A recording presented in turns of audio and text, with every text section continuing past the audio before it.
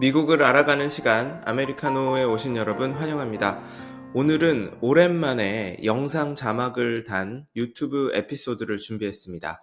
트럼프 대통령의 연이은 광폭 마가 행보에 민주당은 다양한 방법으로 저항하고 또 반대하면서 이를 막아서고 있습니다. 물론 민주당이 제대로 된 반격을 전혀 하지 못한다는 비판의 목소리도 있습니다. 이 지적도 물론 일리가 있지만 동시에 또 자세히 살펴보면 미국의 다양한 법과 제도가 트럼프 대통령이나 일론 머스크가 밀어붙이고 있는 의제들이 아무런 제지 없이 실행되지 않도록 막고 있는 것도 사실입니다. 민주당은 일사불란하게 한 목소리를 내 반대하고 있지는 않지만 그래도 꾸준히 반대의 목소리를 내고 있긴 한데요. 지난 4일 밤 우리는 어쩌면 극명하게 대비되는 두 가지 스타일의 반대를 목격했습니다.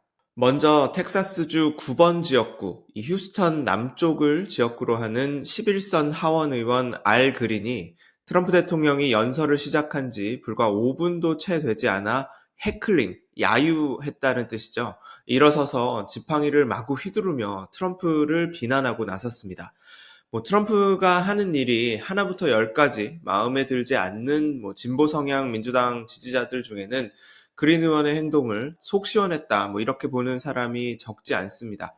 연설을 방해한 건 물론 잘못이지만 애초에 의회를 무시하고 야당을 겁박하며 민주주의를 무너뜨린 건 트럼프 아니냐. 거짓말 투성이 연설 듣기도 싫었는데 용기 있게 반대 목소리를 낸 거 잘했다. 잘한 일이다. 이런 주장이죠.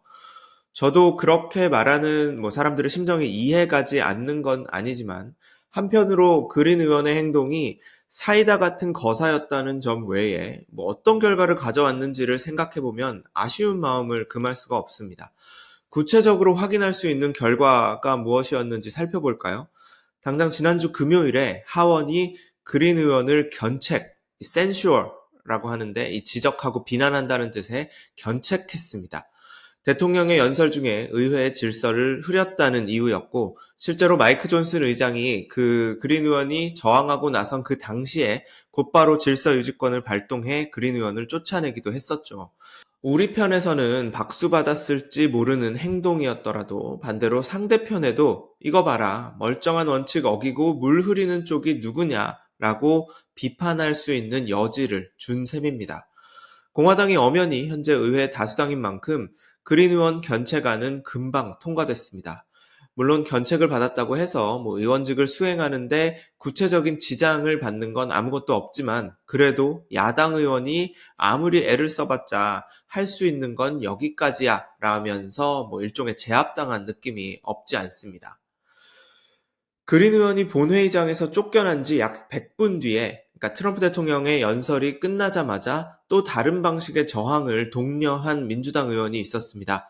바로 오늘 소개해드릴 영상, 즉 대통령 국정연설에 대한 야당의 답변을 보낸 엘리사 슬로킨 미시건 상원의원이 주인공이었는데요. 슬로킨 의원은 미시건에서 6년 동안 하원의원을 지낸 뒤 지난해 선거에서 처음 상원에 도전해 당선된 새내기 상원의원입니다. 대선에서 트럼프가 승리한 미시건주에서 즉 같은 유권자들에게 공화당 후보보다 더 많은 표를 받아 승리한 중도 성향의 정치인입니다.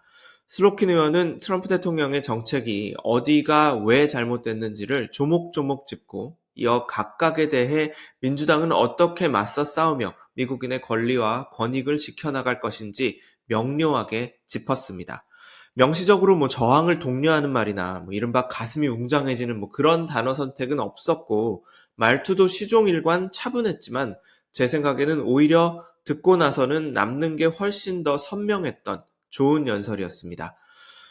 보통 야당에서 대통령의 국정연설, State of the Union 이후에 그 당의 라이징 스타에게 답변 연설을 맡기곤 하는데 슬로킨도 이날 연설로 앞으로의 행보가 주목되는 정치인의 반열에 올랐다고 저는 생각합니다. 이 엘리사 슬로킨 의원의 연설에 아메리카노가 자막을 달아 준비했습니다. 함께 보시죠. Hi everyone, I'm Alyssa Slotkin. I'm honored to have the opportunity to speak tonight. It's late, so I promise to be a lot shorter than what you just watched. I won't take it personally if you've never heard of me. I'm the new senator from the great state of Michigan, where I grew up. I've been in public service my entire life because I happened to be in New York City on 9/11 when the Twin Towers came down. Before the smoke cleared, I knew I wanted to make a life in national security. I was recruited by the CIA and did 3 tours in Iraq alongside the military. In between, I worked at the White House under President Bush and President Obama, 2 very different leaders who both believed that America is exceptional. You can find that same sense of patriotism here in Wyandotte, Michigan, where I'm speaking from tonight. It's a working-class town just south of Detroit. President Trump and I both won here in November. It might not seem like it, but plenty of places like this still exist across the United States. Places where people believe that if you work hard and play by the rules, you should do well and your kids should do better. It reminds me of how I grew up. My dad was a lifelong Republican, my mom a lifelong Democrat. But it was never a big deal because we had shared values that were bigger than any one party. We just went through another fraught election season. Americans made it clear that prices are too high and that the government needs to be more responsive to their needs. America wants change, but there's a responsible way to make change and a reckless way. And we can make that change without forgetting who we are as a country and as a democracy. So that's what I'm going to lay out tonight.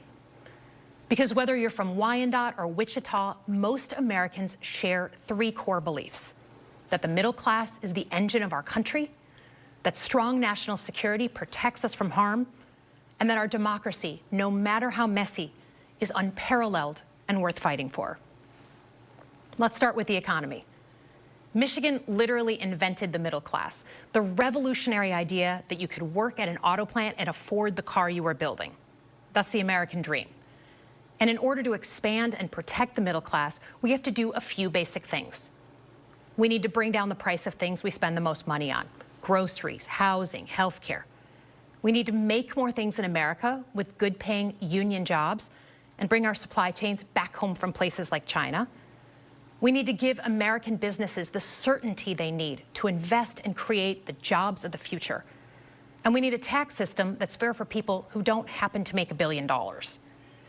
Look, the president talked a big game on the economy, but it's always important to read the fine print. So, do his plans actually help Americans get ahead?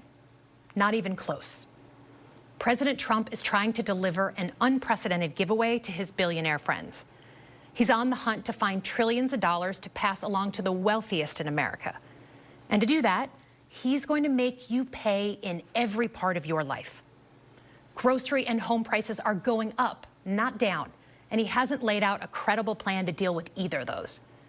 His tariffs on allies like Canada will raise prices on energy, lumber, and cars, and start a trade war that will hurt manufacturing and farmers.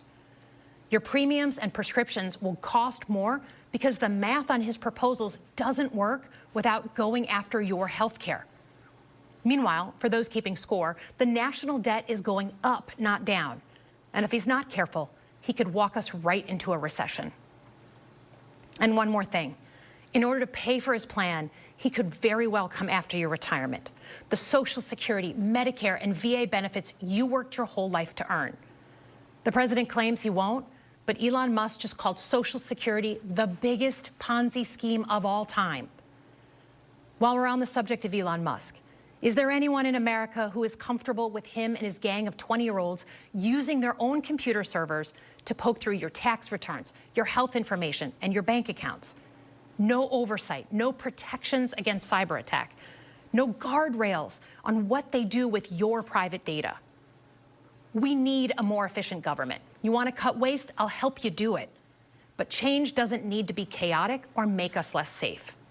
The mindless firing of people who work to protect our nuclear weapons, keep our planes from crashing, and conduct the research that finds the cure for cancer, only to rehire them 2 days later, no CEO in America could do that without being summarily fired.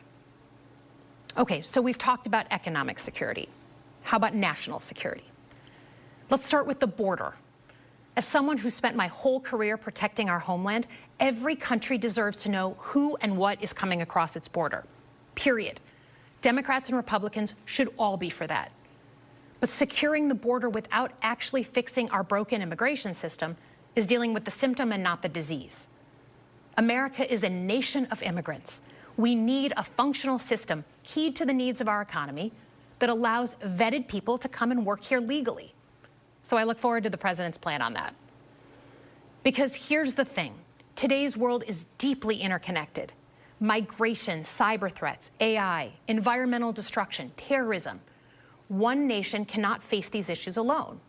We need friends in all corners, and our safety depends on it. President Trump loves to say peace through strength. That's actually a line he stole from Ronald Reagan. But let me tell you, after the spectacle that just took place in the Oval Office last week, Reagan must be rolling in his grave. We all want an end to the war in Ukraine, but Reagan understood that true strength required America to combine our military and economic might with moral clarity. And that scene in the Oval Office wasn't just a bad episode of reality TV. It summed up Trump's whole approach to the world.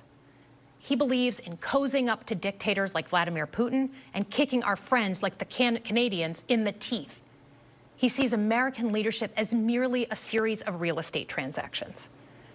As a Cold War kid, I'm thankful it was Reagan and not Trump in office in the 1980s. Trump would have lost us the Cold War. Donald Trump's actions suggest that in his heart, he doesn't believe we're an exceptional nation. He clearly doesn't think we should lead the world.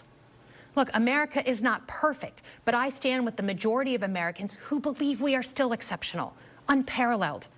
And I would rather have American leadership over Chinese or Russian leadership any day of the week. Because for generations, America has offered something better. Our security and our prosperity, yes, but our democracy, our very system of government, has been the aspiration of the world. And right now, it's at risk. It's at risk when the president decides you can pick and choose what rules you want to follow, when he ignores court orders and the Constitution itself, or when elected leaders stand by and just let it happen. But it's also at risk when the president pits Americans against each other, when he demonizes those who are different and tells certain people they shouldn't be included. Because America is not just a patch of land between two oceans. We are more than that. Generations have fought and died to secure the fundamental rights that define us. Those rights and the fight for them make us who we are. We're a nation of strivers, risk takers, innovators, and we are never satisfied. That is America's superpower. And look, I've lived and worked in many countries. I've seen democracies flicker out. I've seen what life is like when a government is rigged. You can't open a business without paying off a corrupt official. You can't criticize the guys in charge without getting a knock at the door in the middle of the night. So as much as we need to make our government more responsive to our lives today, don't for one moment fool yourself that democracy isn't precious and worth saving. But how do we actually do that? I know a lot of you have been asking that question. First, don't tune out.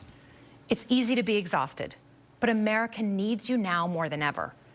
If previous generations had not fought for this democracy, where would we be today?